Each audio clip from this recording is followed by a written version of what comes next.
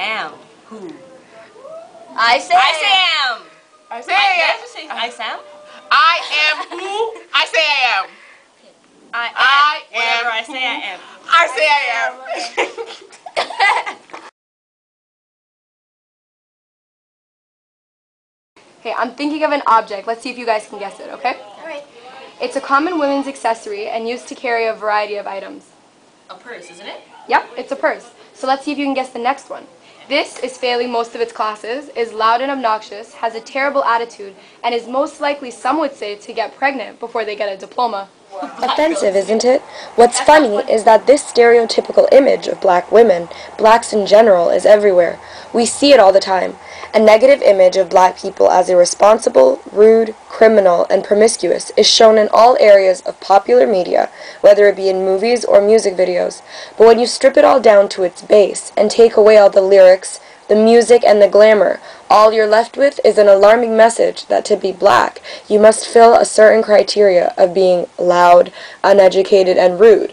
And what's even more startling is that young black men and women are not only aware of it, but oftentimes reinforce this image. Because what's the first thing many black people think when they see another black person who is respectful, does well for themselves, and speaks in an educated manner? Whitewash. If we look up the meaning of individual in the dictionary, we find the words single, separate, particular, not general. What we don't realize is that when we tell an entire race how they're supposed to act, we take away those people's rights to be individuals, and instead devalue them to the point of being nothing but an object, an it or a this.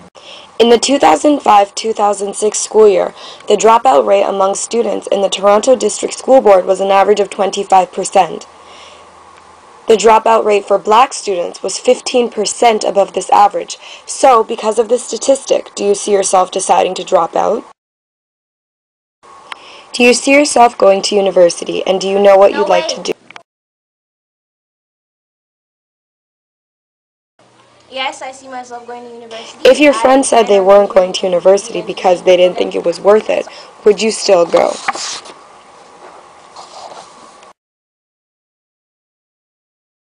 Yeah, of course I'd still go. I mean, I'm my own person. I want to become something when I grow up. And that's the point. Alexis can decide what she wants for herself. The difference between a purse and a young black woman is that the purse has no thoughts, nothing to distinguish itself from another identical purse.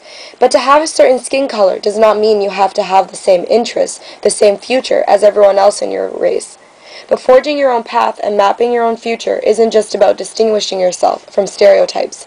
It is also about overcoming whatever obstacles may be in your path. For many, life isn't served on a silver platter. There may be social or economic situations that work to deter us from leading successful lives. But what we must learn is to overcome these challenges.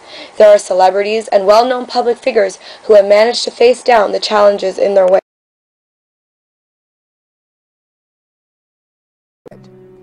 But Jay-Z was different.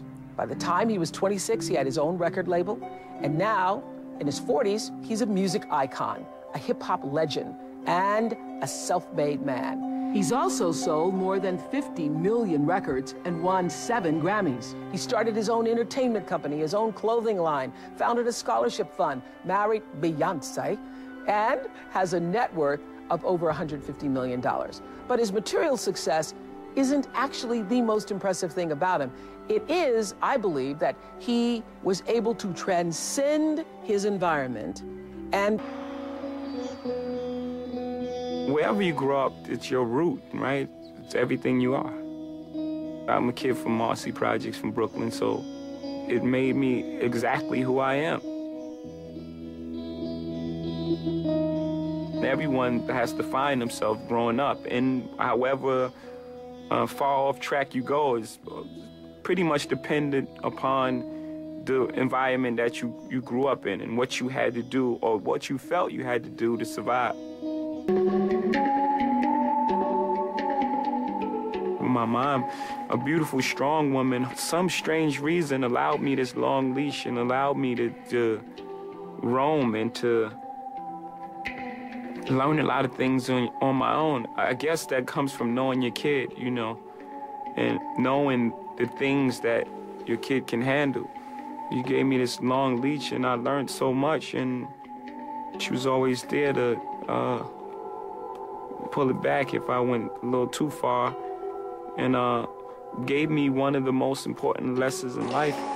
And it's not only entertainers. Another person in that video that's done extremely well for themselves is Oprah Winfrey. This is a woman who was born in a small farming community, but whose upbringing didn't stop her from being a household name and being seen on the television screens of millions of viewers worldwide. And then there's another man you may have heard of, Barack Obama.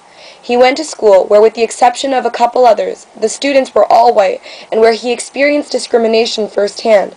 But he later took these experiences and developed a compassion and social awareness that would aid him in his political career later in his life. He graduated from high school with academic honors, obtained a degree in political science from Columbia University, and graduated from Harvard Law School, where he was the first African American to be elected editor of the Harvard Law Review. Now, as the first black U.S. president, he is one of the most powerful men in the world, and a huge example of a man who is able to transcend racial barriers and win over a country known for its notorious history of discrimination. There are lists and lists of people who have achieved success regardless of their upbringing or their race. The fact remains that to go far in life, you must pick your own route and make the distinction between who others are and who you are and who you want to be. I Am. Who? say I am.